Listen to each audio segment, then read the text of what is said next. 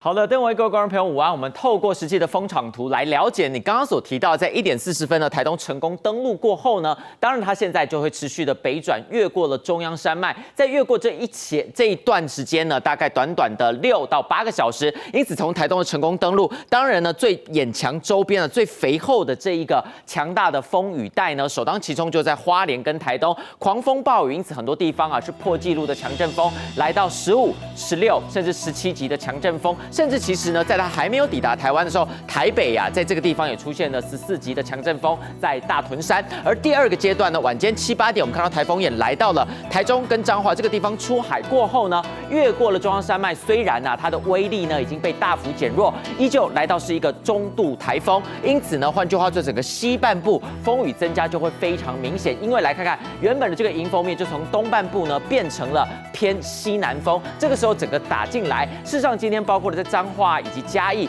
很多的雨势没有这么明显，但刚刚看到这个时间点呢，雨势就会持续的累加。好，第3个时间点来看，明天上午礼拜5的上半天10点钟，因为它真的走得蛮快的，毕竟啊是来一个这个秋冬的台风。秋季呢，因为没有这个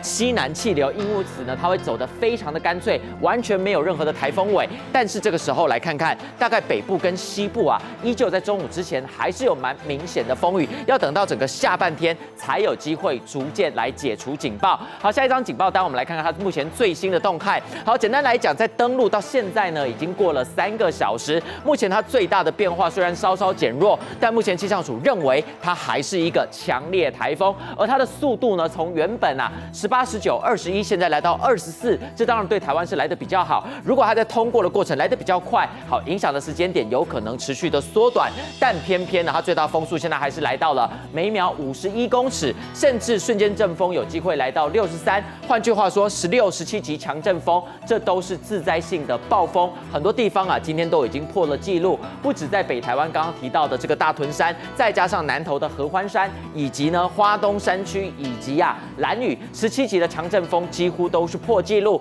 7级暴风半径320公里，10级暴风半径150公里。好，目前看起来它的暴风半径根本没有要限缩，因此从今天上午一开始一路到现在，已经下午4点钟，全台都笼罩在它最强的暴风半径里头。好，是嘉伟。其实我们手边也有一个资料，就是康瑞呢成为了史上第一个在10月下旬的时候登陆的强台，所以这个部分我们也跟观众朋友顺便报告一下。但是我们有一个问题要再请教一下嘉伟，因为上一回山陀儿，其实尤其在台北地区的观众朋友特别有感觉。我们说放假，但是外头看起来无风无雨，但是这一次它不过才刚从台东登陆，台北就非常有感了。所以这次的台风跟过去的台风有没有哪些不一样的地方，我们是需要特别留意的？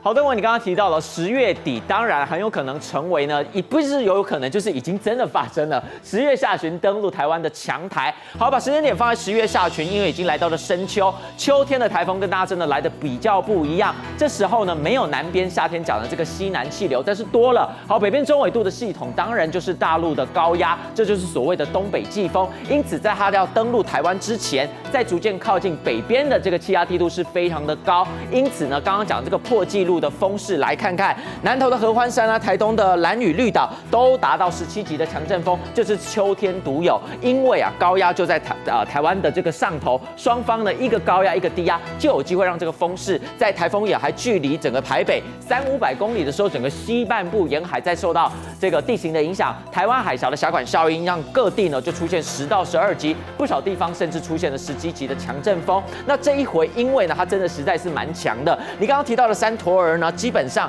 它从这个高雄要登陆的时候，它一度呢在外海这边盘旋，因此它实际登陆的时候已经减弱成一个中度台风。不过今天这一个也就是呢康瑞，它登陆的时候，其实在这个台东距离台北是来的相对近，而且它的速度非常快。在它减弱变成中度台风的时候，10级暴风半径是越离越近，因此这一次呢，对整个西半部以及北台湾呢，风雨甚至有机会比上一次来的更加明显。好，看看短短的3天不到呢，从前天发布路上台风警报到今天，宜兰大同的鸳鸯湖居然已经突破了1000毫米，这是非常惊人的雨量。这一次气象署不过就预估呢，宜花东有可能山区突破1200，不过照这样的累积雨势要突破1200也不是不可能。而在台东的山区呢，来看看已经将近700毫米。另外在北台湾的擎天岗也来到了492毫米。而接下来雨要怎么下？下一张图表我们再来看看。好，在白天登陆之前呢，在今天2点之前，主要都下在西东半部。但是目前来看看，在登陆到出海的这一段时间，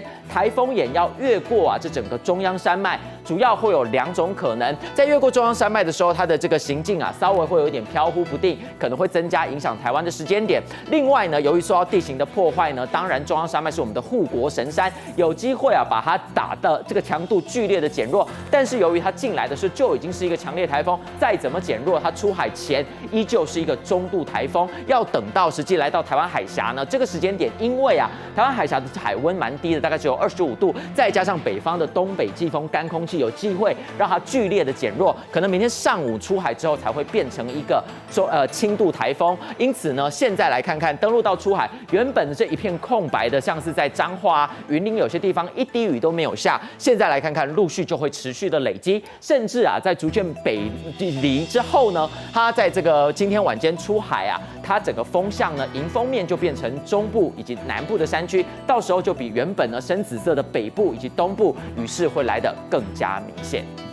好，刚刚嘉伟有提到说，可能到明天早上才有可能会转为这个轻度台风，所以我换句话说，它就是会持续影响到台湾，至少到明天。所以呢，就要帮观众朋友问最后一个最重要的问题：明天哪些地方有机会放台风假？好的，当然要不要放台风假，由地方政府来决定。但我们现在所提供的是预报科学性的资料。再告诉大家一下，停班的这个风力标准呢，平均阵风7级以上，或者是瞬间达到10级以上。好，目前来看看，由于呢往后推24小时，目前气象署给的最新资料只到6点钟，但是要知道有一些偏乡或者是一些乡镇地区，你6点就已经要准备出门上班上课，因此6点钟来看看，在风力的部分，只有花莲跟台东绿色的地方不符合。换句话说，东半部呢，从宜兰以北到整个西半部20个县市，包含了连江呢以及马祖所有的地方，20个县市都是符合标准的。好，为什么风力会这么大？接下来我们来看看这个卫星云图。好，主要来看看它几乎整个因为暴风半径7级暴风半径是达到了320公里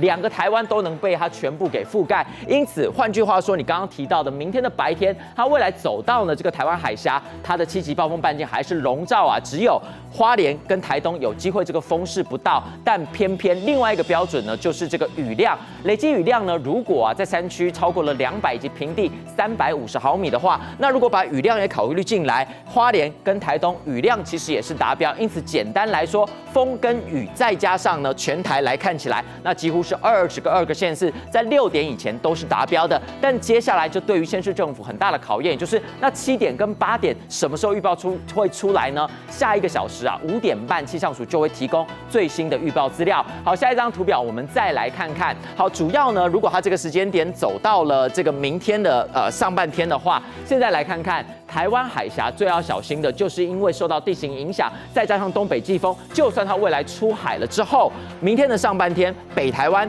跟中部还是有可能达到7级以上的强风。因此，目前就风雨的预报资料，北台湾跟这个中部是更有机会来放所谓的台风假。以上是最新的台风快报，我们再把时间交还给邓威。